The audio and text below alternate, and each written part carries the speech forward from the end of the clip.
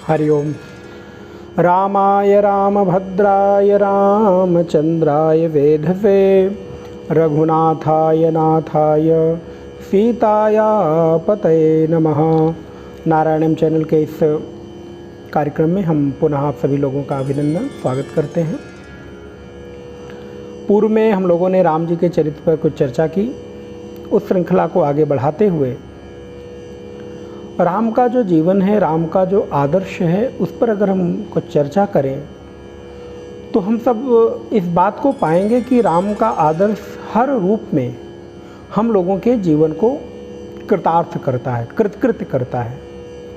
यदि हम राम को एक पुत्र के रूप में देखें, राम को एक राजा के रूप में देखें, राम को एक पति के रूप में देखें, राम को एक बंधु के रूप में देखें, राम को अपने वचन के पालन करने की कर्तव्य निष्ठता के रूप में देखें, राम का जो सबसे प्रिय है धनुष बाण, अगर उसकी महिमा को देखें, राम को एक शत्रु के रूप में देखें।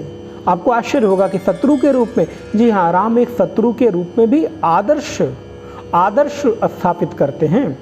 राम जी ने रावण के साथ युद्ध करते हुए कभी भी अनीति का, कभी भी छल का कोई आश्रय नहीं लिया। इसलिए राम यदि किसी के साथ शत्रुता भी रखते हैं, यद्यपि राम की दृष्टि में कोई शत्रु नहीं है, लेकिन व्यवहारिक जगत में यदि राम किसी के साथ शत्रुता का भी पालन करते हैं तो वहाँ पर भी वो एक आदर्श स्थापित करते हैं। राम राजा के रूप में एक आदर्श स्थापित करते हैं, राम धर्म पालक के रूप में एक आदर्श को स्थापित करते हैं, और राम को तो वचन पालन करने में तो धर्म का स्थापन करते ही करते हैं। यदि इन सारे रूपों में राम जी के आदर्श को लेकर हम चलते हैं तो हमारा जीवन भी सार्थक होता है। सर्वप्रथम यदि हम चर्चा करें राम एक आदर्श पुत्र, तो राम एक आदर्श पुत्र के रूप में अपने जीवन को स्थापित करते हैं। पिता के वचन को पालन करने के लिए राम जी ने अपने पूरे सुख संसाधन का परित्याग किया, साम्राज्य का परित्याग किया और वनवास जाकर पिता के द्वारा दिए, पिता ने जो आदेश दिया उस वचन का पालन करने के लिए राम जी ने पूरे जीवन भर उस आज्ञा का पालन करते हुए वन अपने जीवन का यापन किया, लेकिन कभी कोई शिकायत नहीं की, कभी पिता के प्रति उनके मन में कोई दुर्व्यवहार नहीं आया। माता कैकेयी ने वचन लिया और माता कैकेयी के प्रति राम जी के मन में कभी भी कोई कुभाव नहीं आया। यद्यपि लौटने के बाद सबसे पहले वो अपनी माता को छोड़कर माँ कैकेयी के पास मिलने के लिए जाते हैं। ये राम एक आदर्श पुत्र के रूप में अपनी स्थापना करते हैं, उनको प्रणाम करते हैं, नमस्कार करते हैं, जिससे माँ कैकेयी को ये बात का एहसास ही ना हो कि मैंने राम का 14 वर्ष का वनवास मांगकर राम के साथ कुछ अहित किया। माता कैकेयी ने किया होगा, लेकिन राम ने कभी उनको इस बात का एहसास नहीं दिया। ये है राम का आदर्श पुत्र। राम एक आदर्श बंधु हैं। राम और लक्ष्मण के प्रेम को देख लें, भरत के प्रति उनके स्नेह को देख लें। एक छोटी सी चर्चा बस करना चाहूँगा। यद्यपि राम का व्यापक रूप बहुत विराट है, लेकिन हम यहाँ एक समय की मर्यादा के कारण छोटी छोटी बातों को ही चर्चा कर सकते हैं, एक एक दो लाइनें ही बात कर सकते हैं। राम का यदि बंधु के रूप में आदर्श स्थापित करने का स्वभाव देखना चाहें तो जिस समय भगवान राम युद्ध कर रहे हैं, भैया लक्ष्मण भी युद्ध कर रहे हैं, और भगवान राम के छोटे अनुज लक्ष्मण को शक्ति बाण लग जाती है, तो उस समय राम जी लक्ष्मण जी के सिर को, उनके देह को अपनी गोद में रखकर और राम विलाप करते हैं कि अरे लक्ष्मण, मैं अयोध्या किस मुख से जाऊंगा? यदि तुम्हारा प्राण चला गया तो मैं वापस अयोध्या न जा सकूंगा। राम रोने लगते हैं, विलाप करते हैं। कौन? राम, जो अखंड भूमंडल के, अनंत अनंत ब्रह्मांड के नायक हैं, स्वामी हैं। वो कहते हैं कि जीवन में सब कुछ दोबारा मिल जाता है, लेकिन एक भाई के रूप में तुम्हारा मेरे साथ जो स्नेह था वो कभी दोबारा लौट कर ना आएगा। मेरे ऊपर किस रूप में लोग आक्षेप करेंगे कि मैं जंगल गया, वन गया और लक्ष्मण का प्राण न बचा सका। ये है राम का आदर्श रूप। उस समय हनुमान जी के माध्यम से भैया लक्ष्मण का प्राण बचता है। राम ने एक बहुत बड़ा उदाहरण प्रस्तुत किया है। यह है राम का बंधु स्वरूप आदर्श रूप में। और राम को यदि हम एक आदर्श पति के रूप में देखना चाहें तो राम के जीवन का एक वचन है, जिस समय हमारे यहाँ परंपरा है विवाह के समय सप्तपदी, जिस समय विवाह होता है उस समय 7 वचन कन्या और वर दोनों आपस में लेते हैं। वहाँ पर बहुत सारी बातें हैं, एक साथ चलेंगे, तुम्हारे निर्णय में हमारा निर्णय होगा, तुम्हारे मन के अनुकूल हम वर्तन करेंगे। सीता जी ने सब कुछ हाँ हाँ किया। जब राम जी को वचन पालन करने के रूप में बात आई तो कहते हैं नारायण कि यही विवाह के समय तो राम जी ने उस कर्म कांड की विधि का पालन किया। जब माता सीता विदा होकर अयोध्या लौटकर आई हैं तो राम जी जब पहली बार माता सीता के साथ मिलते हैं, बात करते हैं, तो पहले ही बार में राम जी ने वचन दिया है, सीता मैं तुमको और कुछ तो ना दे सकूंगा, लेकिन आज तुमको ये वचन देता हूँ कि तुम्हारे अलावा मेरे जीवन में और कोई स्त्री आएगी नहीं। मैं आज एक पत्नी व्रत लेता हूँ।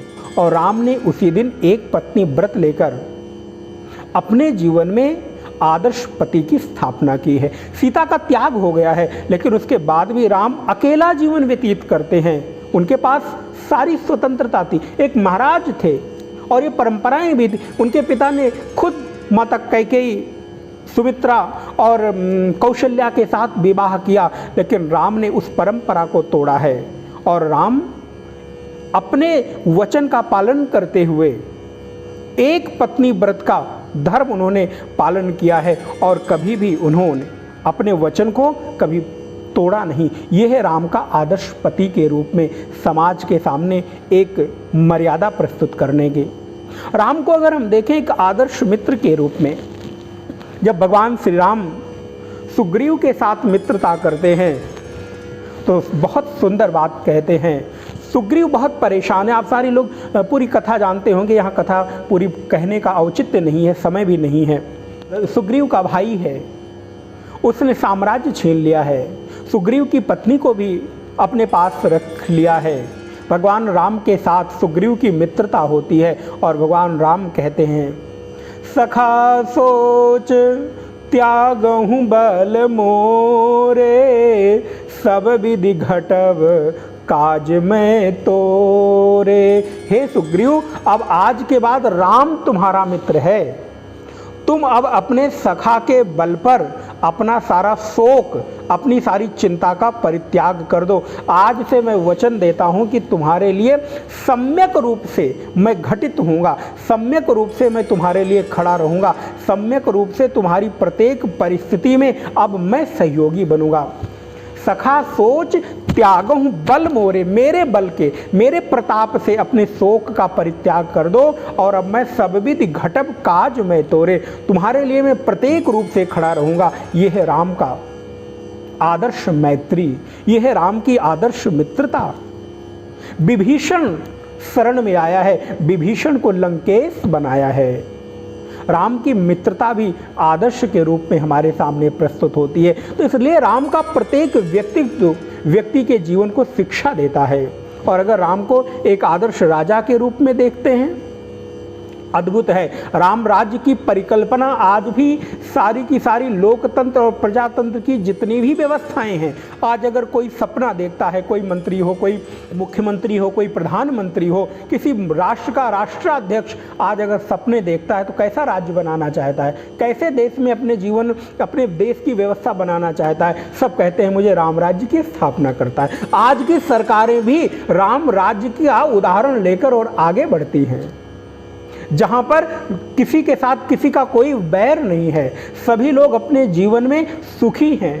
राम राज बैठे त्रैलोका, हर्षित भय गए सब शोका। जब भगवान राम राजा के रूप में स्थापित होते हैं तब उस समय पूरी सृष्टि में हर्ष का, पूरी सृष्टि प्रसन्नता से भर जाती है और एक नज़र से मुखिया के रूप में भगवान श्री राम पूरी प्रजा को अपना परिवार मानकर उसका भरण पोषण करते हैं। इसलिए राम एक राजा के रूप में इस समाज में आदर्श स्थापित करते हैं। इसलिए हम सारे लोग राजा हैं।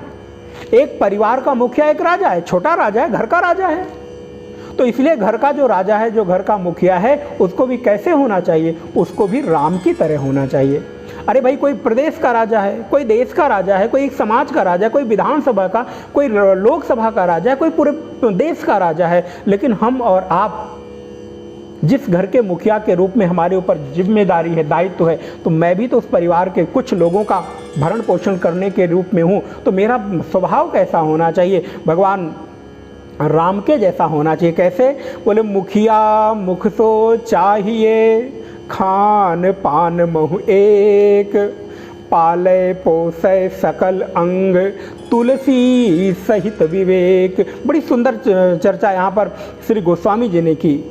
बोले मुखिया कैसा हो? बोले मुखिया मुख सो चाहिए, मुखिया को मुख की तरह होना चाहिए। बोले खान पान महु एक, जैसे सारे भोजन का जो दायित्व है वो मुख के पास है, लेकिन मुख अपने पास कुछ नहीं रखता। जाता तो है मुख के माध्यम से, ध्यान देना मेरे भाई बहन, जाता तो मुख के माध्यम से है, लेकिन मुख अपने पास कुछ रखता नहीं। वो सारे अंगों को सारी प्रोटीन, विटामिन, मिनरल्स जो भी देने हैं वो सब दे देता है, अपने पास कुछ नहीं रखता, त्याग कर देता है।